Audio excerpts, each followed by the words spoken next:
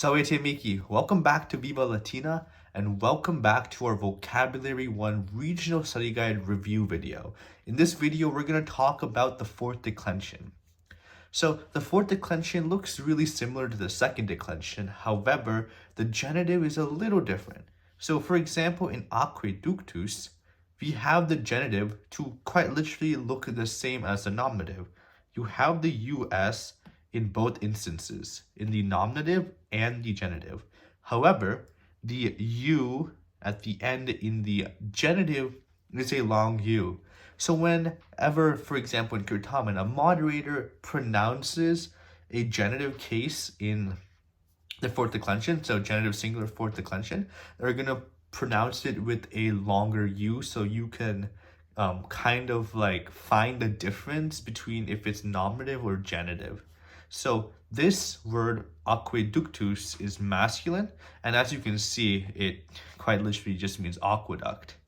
Now we have arcus, and then that's masculine with the genitive. You can again see the long U to differentiate it with the second declension and even the third declension, because we also need to remember that we have words such as corpus and other words like tempus, which are in this third declension, but they're not exactly a second declension nor a fourth declension word because they have the genitive singular of temporis or corporis.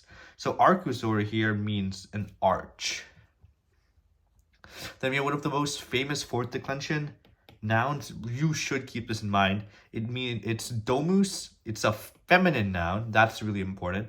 And it means home. Domus is called a heteroclite, but you learn that later. It's because it varies between a couple of different declensions, mainly the second and the fourth.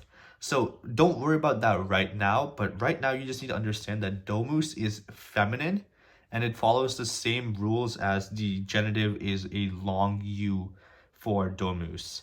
Next we go to manus, again another feminine noun. So we are right now finding a pattern that there's some masculine nouns and also some feminine nouns, and then it means a hand, so quite literally your hand. And again, we have the long U in the genitive singular. Then we have portus, again, masculine, and it means a harbor or a port. So just like normal port or normal harbor. Again, we can see the long U to distinguish it with the second declension or even the third declension for rare instances. We also have senatus, masculine, long U again, and it means the Senate. Now, we just finished the fourth declension, so just to go a quick recap, we looked at the genitive singular being a long U, and we also identified that there's some feminine and masculine nouns. Most famous noun is domus, then we have manus, another famous feminine noun, and we have other general masculine nouns accompanying them. Now we go to the fifth and final declension of Latin. Congratulations, we made it.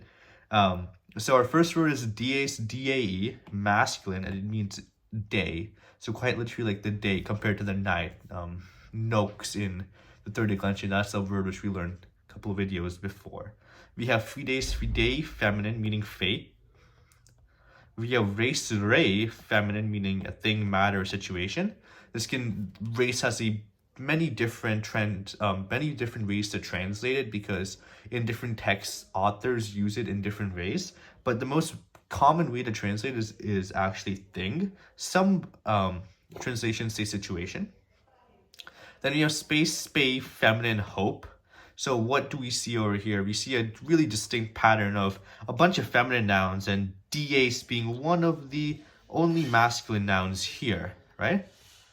Then that ends our discussion of the fifth declension. So just a quick review. It's an ES for fifth declension. Remember to keep that a little different away from the third declension, as you can find some with the ES. It's spay, so EI, or in all of the fifth declension nouns, and most of them are feminine, except dies, meaning day, which is masculine, as you can tell. So that was the fourth and the fifth declension. Thank you so much for watching with me. In the next video, we're going to be covering other words like adjectives, adverbs, and even some prepositions to keep you ready for the regional forum test and provide a good foundation to excel at the state level. It's Soham Shah. Thank you so much and can't wait to see you in the next video.